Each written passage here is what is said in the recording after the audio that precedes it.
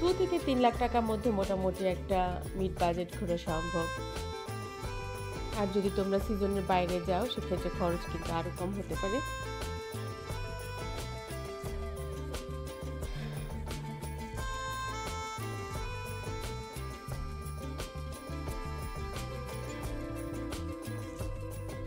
আমি কিন্তু দারুণ উপভোগ করেছি।